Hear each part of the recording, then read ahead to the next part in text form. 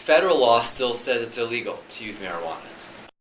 Federal law is very clear that marijuana has no legitimate purposes and it is illegal under federal law. What this would do is make it legal under state law.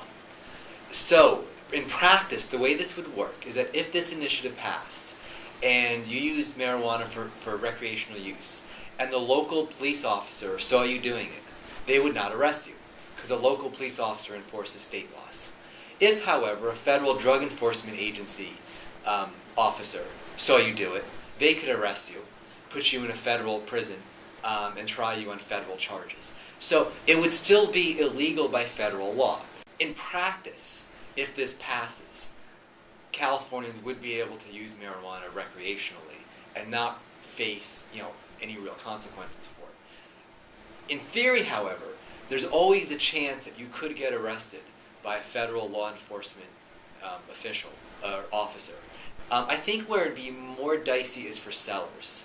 If under this law, you decided that you want to, open a business, selling marijuana to others in California. Something like that, the DEA may decide to crack down on. And of course, for selling drugs, the penalties are much stiffer. The arguments in favor of it is that you can tax it if it's illegal, and the state can generate revenue from that. Estimates, nobody has any idea how much revenue it's actually going to generate. The number of $1 billion a year has been thrown around, but nobody knows because nobody knows how much people are going to use it because it's still illegal under federal law.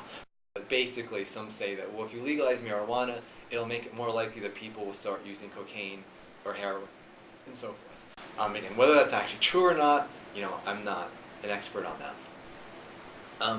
And just that there's an argument that if people use marijuana more, that there will be more traffic accidents because people are driving under the influence. There'll be a loss in productivity. That it will actually cause problems because even if marijuana isn't that much worse than alcohol, alcohol does cause problems itself, right?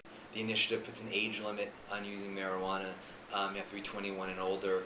It puts limits on selling marijuana near schools or things like that. But there will be additional rules, I imagine, that if this does pass, every year the state legislature will say, well, maybe we need to add an additional rule here or a rule there, and to sort of, make enforcement of the law clearer. But it's going to be close. And right now it's looking like it could pass. Part of that depends on turnout.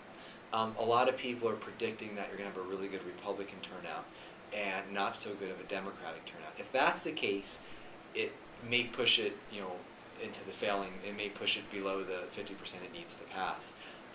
So depending on how turnout could go, I think it could go either way. But if you actually see a strong turnout among Democrats who are more likely to support this initiative, it may actually pass.